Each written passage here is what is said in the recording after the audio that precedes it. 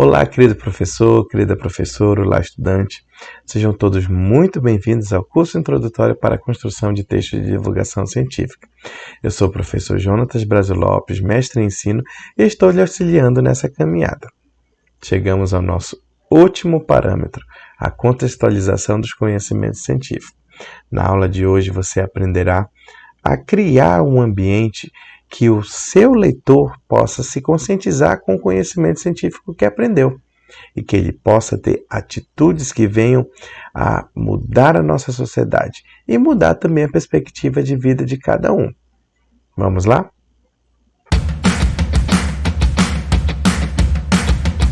Na divulgação científica, a contextualização ela aproxima o cidadão de conceitos da sociedade tecnológica, de modo que ele possa compreender criticamente e refletir sobre os conhecimentos e suas vivências diárias. A contextualização do conhecimento científico é uma explicação que amplia a realidade do leitor, levando junção dos saberes cotidianos até uma compreensão do conhecimento científico. Propor uma relação entre o cotidiano e o conhecimento científico, estabelecendo assim uma atitude cidadã, é o grande desafio para a composição do texto de divulgação científica. A finalidade é possibilitar uma visão crítica e reflexiva, ou seja, o exercício da cidadania. É apropriar-se dessa ideia e utilizar para uma inclusão da ciência na vida do público-alvo, do leitor do texto de divulgação científica.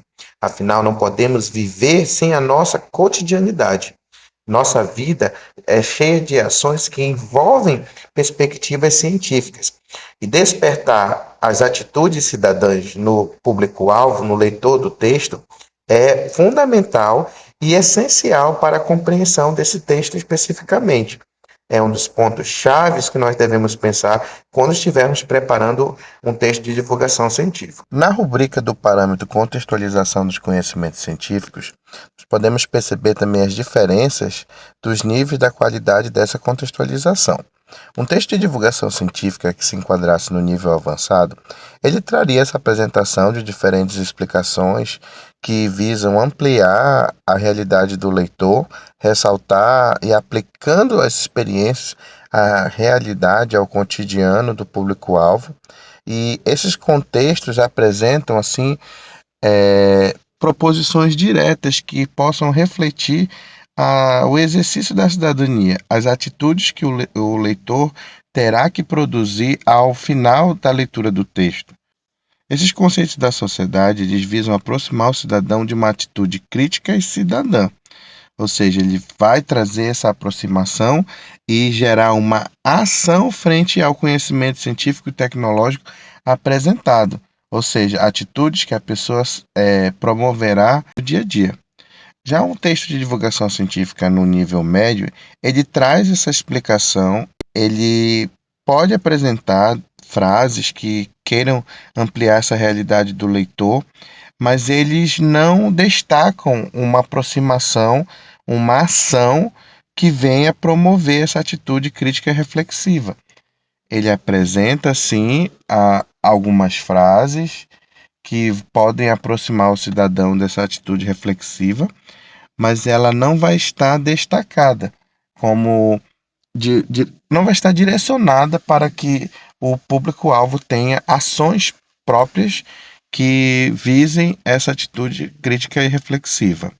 Já um texto de divulgação científica no nível básico, ele não traz essa preocupação, ele não apresenta essa contextualização dos conhecimentos e os conceitos tecnológicos que a pessoa precisa compreender e que atitudes ela deve tomar. E o fato de não trazer essa contextualização, ela se priva de propor certas experiências e atitudes que o leitor deveria ter. Nos textos de divulgação científica, de análise da revista Amazonas Faz Ciência Criança, nós podemos perceber que eles não vão trazer, não vão apresentar esse parâmetro contextualização dos conhecimentos científicos. Mas para exemplificar, nós colocamos 2 pontos que poderiam ser despertados no leitor, que poderiam assim desafiar o público-alvo a ter uma atitude crítica e reflexiva. No texto 1, Para que servem as moscas, Poderia ter sido destacado como uma contextualização do conhecimento científico as noções de higiene e o cuidado com os alimentos, ou seja, ações que o público-alvo iria ter no seu dia a dia, no seu cotidiano, baseado nas informações científicas que foram apresentadas.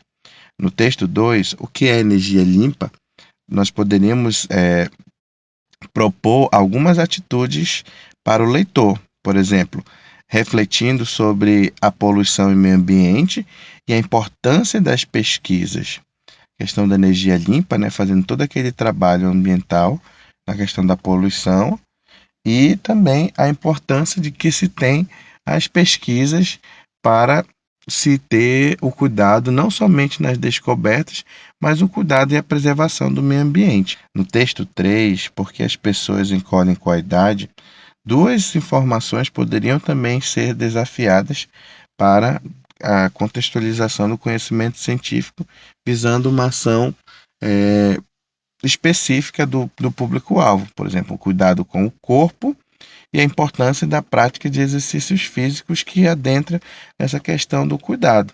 Cuidado também pode ser a questão da própria higiene, então, com proposições que venham contextualizar esse conhecimento. No texto 4, nós poderíamos contextualizar apresentando o perigo da poluição dos rios, ou seja, a questão da coleta seletiva, o cuidado com o lixo, o descarte correto e o uso consciente da água, que é algo muito importante e atual também, como todos esses exemplos de contextualização que nós demos. Então, os textos de divulgação científica apresentam informações importantes, mas a gente percebe a falta que teve dessa contextualização dos conhecimentos científicos. Muito bem, chegamos à última tarefa dos parâmetros, a tarefa 11. Nesse momento, você irá apresentar quais são as atitudes que o seu leitor deve ter no final da leitura do texto de divulgação científica. Quais são as mudanças de comportamento? E para isso, você irá apontar atitudes cidadãs que eles devem cultivar na sociedade. Na nossa próxima aula, que será a última do curso introdutório para a construção do texto de divulgação científica, você aprenderá como organizar as suas respostas, as respostas das atividades dos parâmetros, e a partir delas você organizará o seu texto de divulgação científica. Espero você lá. Promover a ciência é um dever de todos. Até mais!